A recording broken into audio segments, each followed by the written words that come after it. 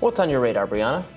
Well, Sam Bankman-Fried, the infamous three-named fiend who was recently indicted by the DOJ, SEC, and CFTC on 8 counts, including wire fraud charges, was arrested on Tuesday, a day before he was scheduled to testify before Congress about the $8 billion collapse of his crypto exchange, FTX. Now, we've talked a great deal about the cause of the collapse and the bizarreness of SBF's behavior, both before and after the FTX collapse. The sleeping in a beanbag in the office, dressing like a college freshman on laundry day, and doing innumerable ill-advised media appearances, apparently with the blessing of his 2 Stanford law professor parents. Maybe this is why they advise doctors not to operate on family members. It seems that good judgment might not be able to overcome a parent's rose-colored glasses. But beyond the wire fraud charges that take up most of the indictment, SBF has also been charged with violating campaign finance laws, a charge that recalls the reporting we've done about SBF's prolific donations to the Democratic and Republican parties. Here's District Attorney Damian Williams explaining the campaign finance charge at a press conference earlier this week. We charge that Bankman-Fried violated federal campaign finance laws by causing tens of millions of dollars in illegal campaign contributions to be made to candidates and committees associated with both Democrats and Republicans. These contributions were disguised to look like they were coming from wealthy co-conspirators, when in fact, the contributions were funded by Alameda Research with stolen customer money. And all of this dirty money was used in service of Bankman-Fried's desire to buy bipartisan influence and impact the direction of public policy in Washington. Now, given how many people are touched by SBF's donations, from Maxine Waters to Mitch McConnell, everyone wants to know, did SBF's fraud extend to his philanthropic endeavors? And if so, which elected officials are going to have some explaining to do once they've been identified as a beneficiary of SBF's fraud? Congress's youngest member, Gen Zer Maxwell Frost, has already gotten ahead of the story, tweeting, "I never solicited a donation from SBF, but he did donate to my campaign. We are an operation that rejects corporate PAC money, which means we also reject stolen money." Going on to tweet that he will be donating SBF's contribution to an LGBT charity. But what about the other recipients of the $40 million SBF donated to this political cycle alone? Shontel Brown, centrist antagonist to Nina Turner's 2 congressional runs in Ohio's 11th district, received $1 million from SBF. Mitch McConnell's super PAC also received $1 million just weeks before FTX declared bankruptcy. President Biden received $5 million from the dethroned crypto king, while 2 PACs that fund House Republicans received nearly $1 million combined, according to FEC filings. What are the implications for recipients of these funds? Theodore Schleifer over at Puck recently interviewed SBF, shortly before his arrest, in fact, and published a neat bit of reporting digging into what the SDNY prosecutors might specifically allege beyond the relatively vague charges in the complaint. One theory involves something known as straw donations, which are donations made in the name of someone else in order to avoid contribution limits established by campaign finance laws, or to hide the identity of the donor. Remember, although there's been a heavy emphasis on SBF's prolific donations to the Democratic Party, SBF has been clear that he gave to Republicans in equal measure via dark money donations. Listen to this interview with Tiffany Fong. They donated about the same amount to both parties this year. That was not generally known because despite Citizens United being literally the highest profile Supreme Court case of the decade and the thing everyone talks about when they talk about campaign finance, for some reason, in practice, no one can possibly fathom the idea that someone in practice actually gave dark. So, I don't know, all my Republican donations were dark. You won't see them. And the reason was not for regulatory reasons. It's because reporters freak the out if you donate to a Republican. They're all super liberal and didn't want to have that fight. So I just made all the Republican ones dark. But I was, whatever, second or third biggest Republican donor this year as well. But also, it's all for the primaries. They didn't give anything in general elections. They don't give about general elections. It's not what matters. Like, it's the primaries where you have good candidates against bad candidates. So SBF hid his Republican donations for optics reasons, knowing that the goodwill he was buying from the liberal media with his effective altruism shtick would be lost if he was exposed as donating to Republicans.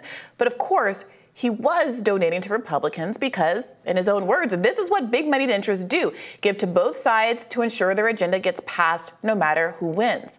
Their agenda always wins, not yours. Of course, thanks to Citizens United, SBF's companies could give unlimited amounts to disclosed super PACs and undisclosed dark money groups. So according to speculation reported by Schleifer, the charges are more likely to be related to donations to campaigns and party committees, meaning principals, not just super PACs, may be implicated.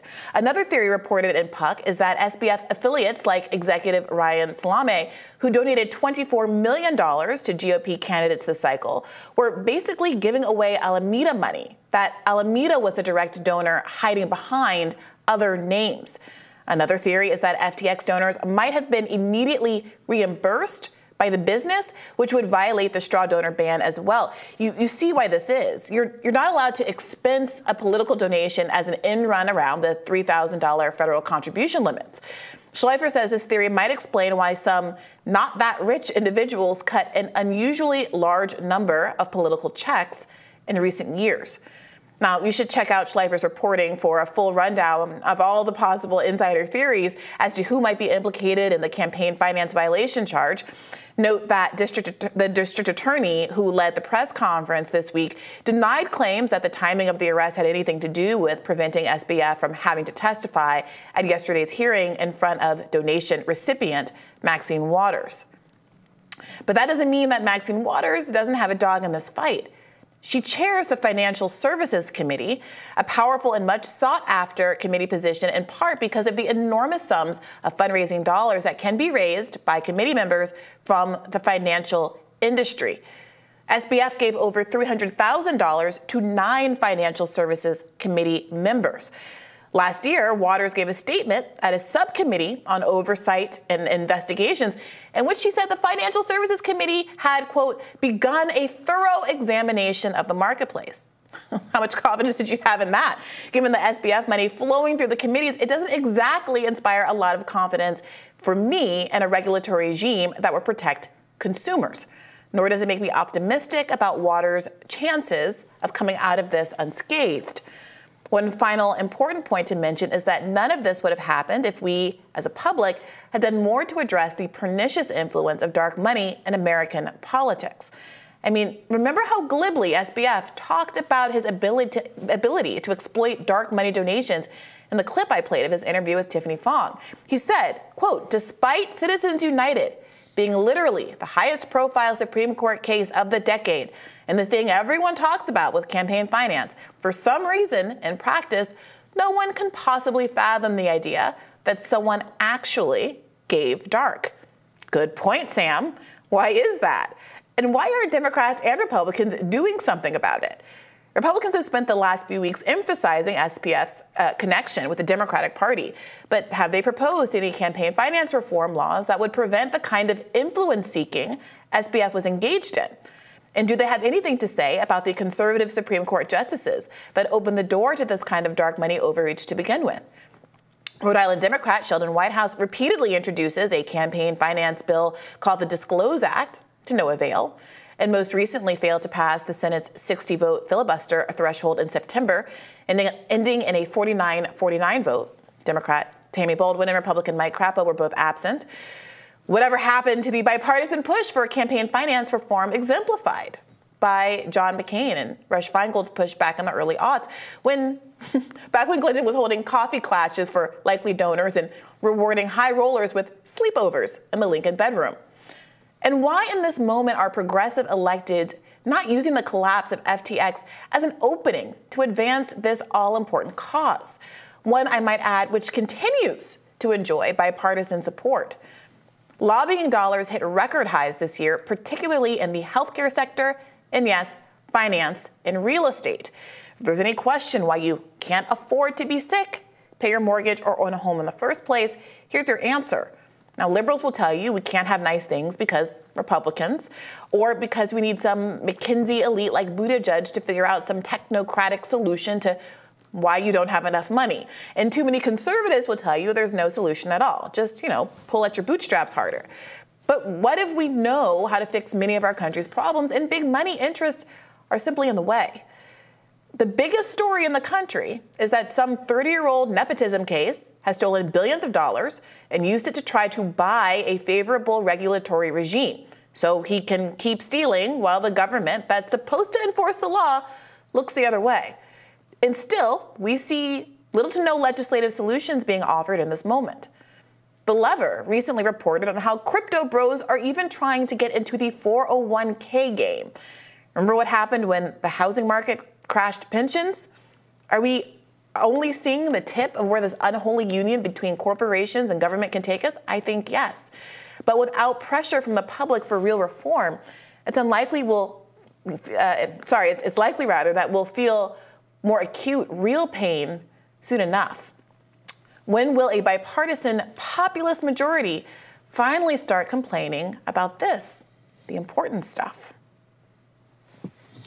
It's easy to get really discouraged when you see how in bed the regulators and the politicians and then the industries they're supposed to be overseeing are how financially entangled they are. It makes you really, what hope could there possibly be? It's disgusting. I mean, look, it's not as though solutions aren't being offered up, but they just somehow aren't able to pass. The people who benefit from the system being the way it is manage somehow not to ever be able to get this legislation through Congress.